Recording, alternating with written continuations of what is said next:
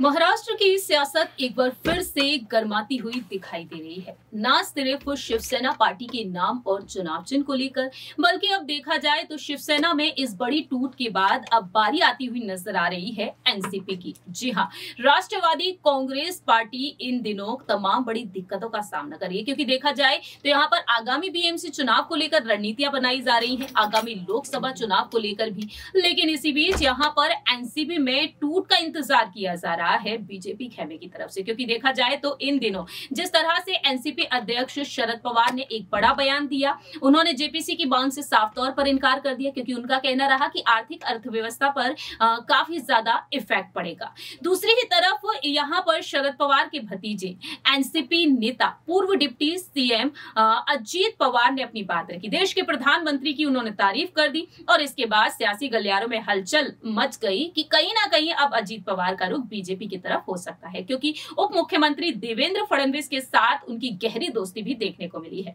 इसी बीच देखा जाए तो अजीत पवार को लेकर तमाम राज भी खुल रहे हैं। आज हमारे स्पेशल प्रोग्राम में हम बात करने जा रहे हैं अजीत पवार की पत्नी सुनेत्रा पवार के बारे में।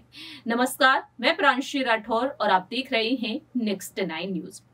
हमारे स्पेशल प्रोग्राम बड़ी हस्ती में आज हम आपको जानकारी देने जा रहे हैं सुनेत्रा पवार के बारे में। आखिरकार वह क्या करती हैं, राजनीति की दुनिया में उनका एक अलग वर्चस्व है, और दूसरी ही तरफ देखा जाए तो वह किस तरह से एक संस्थापक के तौर पर भी जानी जाती हैं। तो सबसे पहले आपको यहाँ पर कुछ मुद्दों के बारे में बताना चाहेंगे कि ईडी के चंगुल में कहीं ना कहीं किस तरह से वह फंसी हुई नजर आ रही थी। जरा देखिए ये रिपोर्ट। महाराष्ट्र के सियासी संकट से आज तभी बखूबी वाकिफ है। बीते साल 2 गुटों में बढ़ गई शिवसेना पार्टी।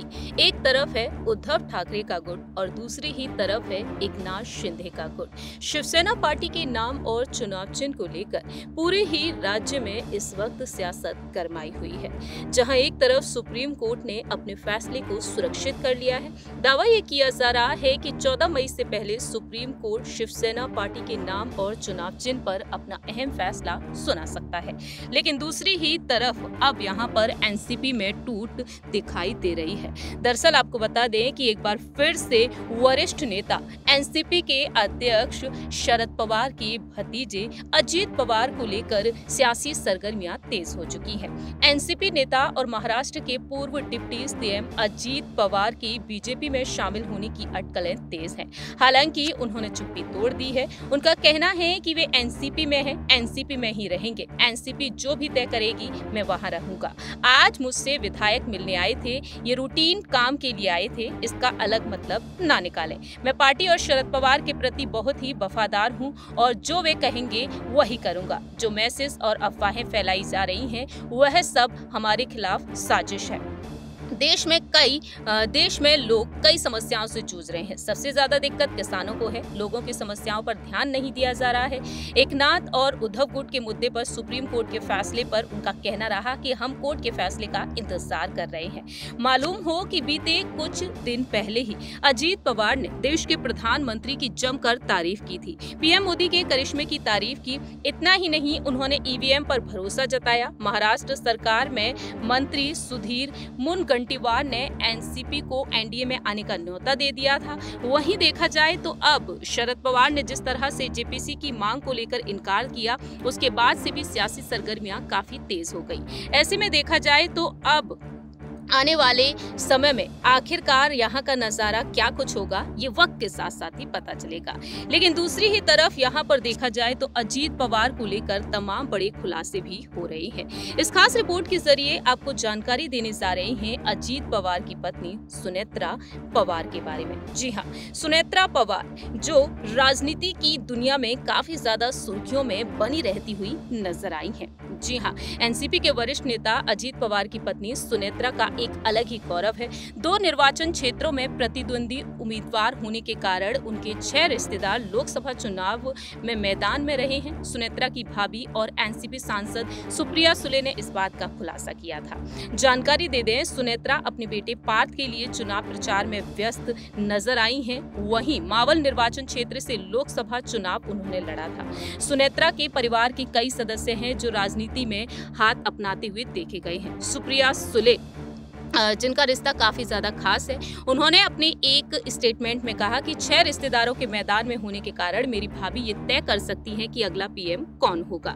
सुनेत्रा पवार ने भी अपनी बात रखी थी एक वक्त। ये परिवार के अंदर का मजाक है, ये इन व्यक्तियों के द्वारा लिए गए स्वतंत्र निर्णय हैं, इसमें मेरा कोई कहना नहीं है। प्रत्येक व्यक्ति को ये चुनने की स्वतंत्रता है कि वे क्या चाहते हैं और उनका राजनीतिक झुकाव क्या होना चाहिए।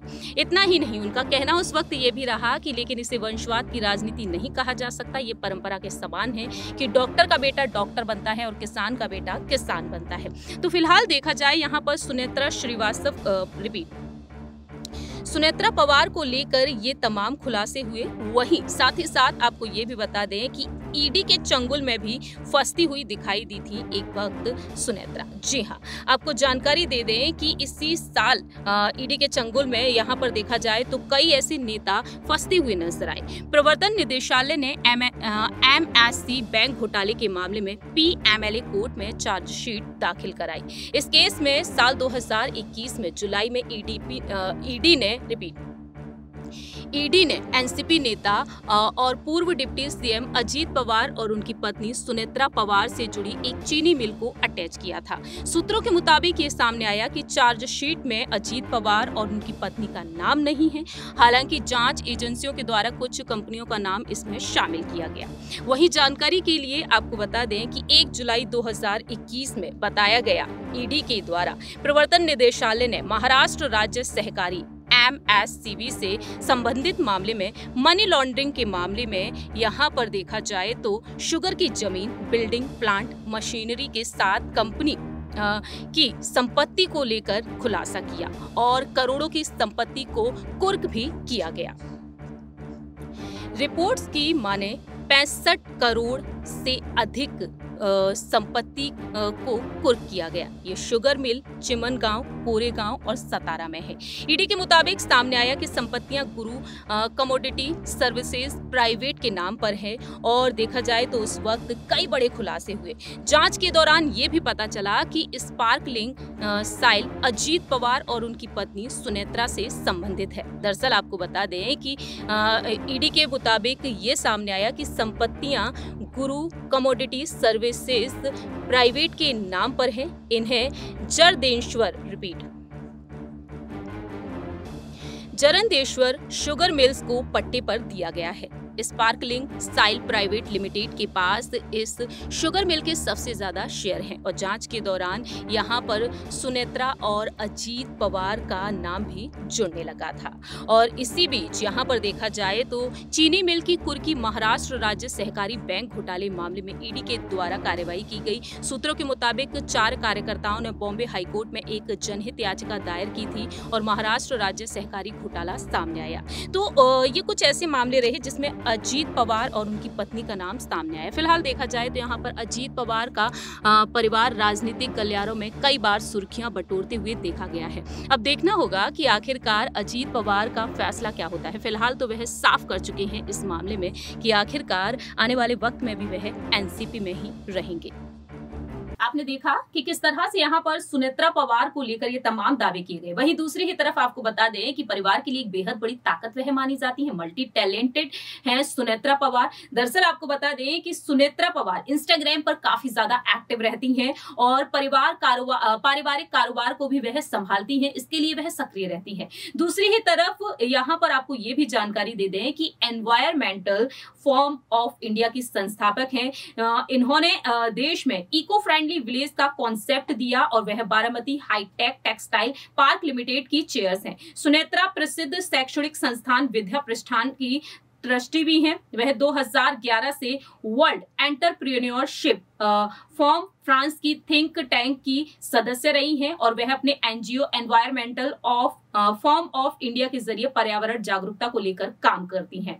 तो ऐसे में देखा जाए उनकी योजना इसे वैश्विक स्तर पर ले जाती है और सुनेत्रा पवार महाराष्ट्र के 86 गांव की स्वच्छता पर भी काम कर रही हैं। तो देखा जाए तो सुनेत्रा पवार ने अपनी एक अलग पहचान बना रखी है और देखा जाए यहाँ पर राजनीति से हटकर उनका एक अलग ही वर्चस्व है। ऐसे में देखा जाए सुनेत्रा पवार को लेकर तो यहाँ पर ये खुलासे हुए हैं, लेकिन अजीत पवार का अगला बड़ा फैसला क्या होगा ये वक्त के साथ साथ ही पता चलेगा। फिलहाल हमारे इस स्पेशल प्रोग्राम में इतना ही। बाकी के तमाम अपडेट्स के लिए आप देखते रहिए नेक्स्ट 9 न्यूज।